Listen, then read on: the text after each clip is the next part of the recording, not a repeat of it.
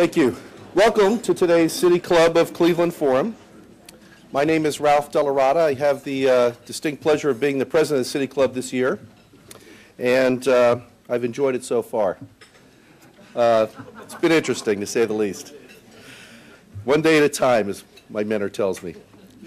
Established in October of 1912, the City Club has served as one of the nation's premier public podiums for civic dialogue, truly covering the most important topics of our time. We draw our guest speakers from a variety of fields and backgrounds, and this provides us with a national forum of free speech. These speakers, who are all rich in experience and knowledge, are here to help us spur discussion and learning, not only for the citizens of Cleveland, but truly also for our greater national audience. Today is a very special day for me because I have the pleasure of introducing a longtime friend and a distinguished public servant who has really spent his whole life working on improving the lives of all those who live in Ohio. Our speaker, Lieutenant Governor Lee Fisher, is also director of the Ohio Department of Development. I have the great pleasure of serving on one of those committees and chairing them, and I can tell you he's a tireless worker and always comes prepared, so it makes me come prepared now to the meetings. As the leader in charge of Ohio's development, Lee Fisher spearheads the state's efforts to retain, attract, and create jobs to grow our economy. Lee frequently emphasizes the connection between education and prosperity, and has therefore fostered collaboration between higher education, training programs, and economic development. He has also focused on investing in Ohio's industry sector strengths and developing an even more highly skilled workforce. You may recently have heard that Lieutenant Governor Fisher is considering a bid for the United States Senate in 2010.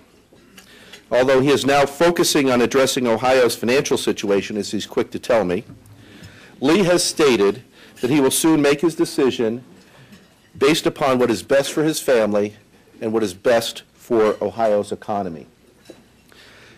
Lee has spent more than 16 years of public service and is a veteran also in the private and nonprofit sectors. Matter of fact, I think the time where I most closely worked with Lee, he was on the board of OfficeMax, one of our local companies here, and was an excellent director on that public company's board.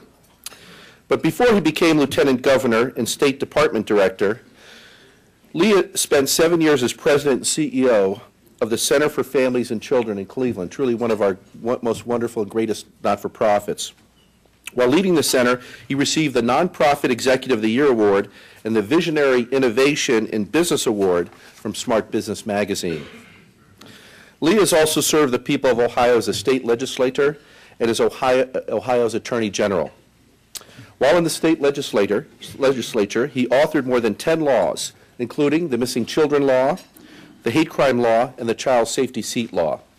And as Attorney General, Lee created the award-winning Operation Crackdown program, which shut down literally hundreds and hundreds of drug houses throughout Ohio. He additionally established the first statewide law enforcement conference and instituted a program that allowed for businesses to resolve issues without the threat of litigation. Lee received his undergraduate degree from Oberlin College and earned both his law degree and his master's degree of nonprofit organization from Case Western University. He was a Chase Public Leadership Fellow at Harvard University's program for senior executives in state and local government, as well as a graduate of the Case Weatherhead School of Management's Professional Fellows Program. Lee has lived here in the Cleveland area for more than 50 years. Although he was born in Ann Arbor, Michigan, he still assures me he's a true Buckeyes fan. He is married to Peggy Zone Fisher. Nice to have you with us today, Peggy, who is the president and CEO of the Diversity Center of Northeast Ohio, another terrific not-for-profit here. And together they have 2 children, Jason and Jessica. Ladies and gentlemen, I've probably taken too much time. I'll have Lee come on now. He told me to keep this very short, so I'm sorry, Lee. It's an honor to introduce such a widely respected public servant. Please join me in welcoming my friend, the Honorable Lee Fisher, the City Club.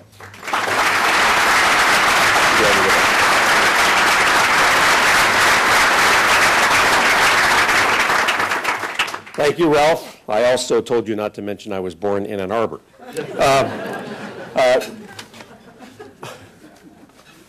Mayor Jackson, I'm honored by your presence today. My wife, the governor of our home, and to all of you, thank you very much for giving me this special opportunity to share some thoughts. I also, before I begin, want to say to Sister Judith Adden-Karam and the Sisters of Charity Health System, what wonderful, magnificent work you do. And I also want to say something briefly about Pete DeLeon, who I knew very well. Over the years, he was a legend, and the fact that this is in his honor today means a great deal to me. I want to begin by sharing with you a story about Peggy's family.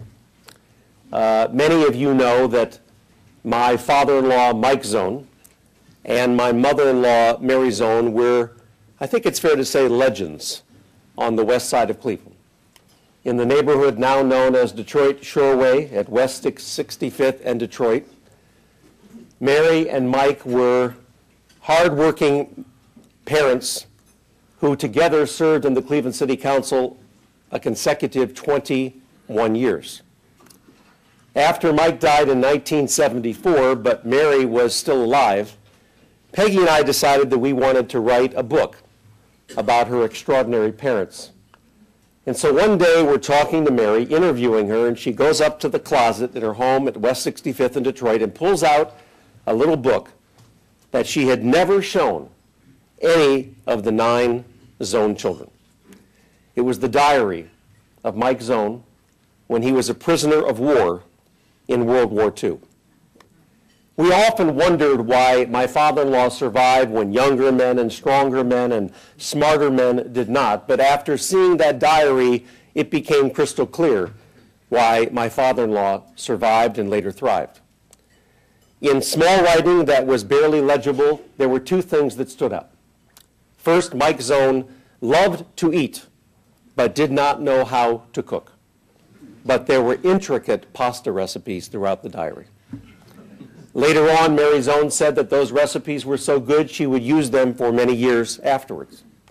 And the second thing, the stories about the 9 Zone children. At that point, they had no children that they would someday raise.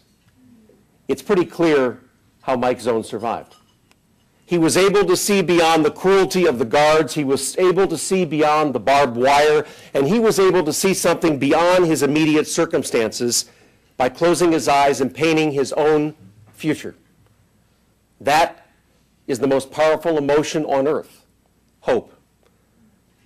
When I served as Attorney General and visited Ohio's prisons, I often met young men and women who had no hope, who had no vision of their future, even next week, no less next year. For them, prison was a land beyond pain.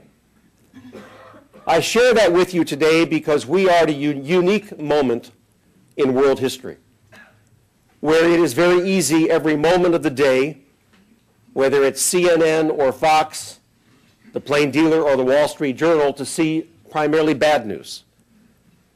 We are dealing, ever since September 15th and the fall of Lehman Brothers, perhaps an unprecedented financial collapse and economic crisis that we have not seen in most of our lifetimes. And so it is very understandable why people would be pessimistic, why they would want to sort of pull the covers over their head and say, let's just sit this out and wait and pray for a better day. And that would be absolutely, positively the wrong thing to do. I believe that what we have to do, whether it's the city of Cleveland with Mayor Jackson, whether it's our Northeast Ohio region, or whether it's our state, and for that matter, even our country, is to create our own future.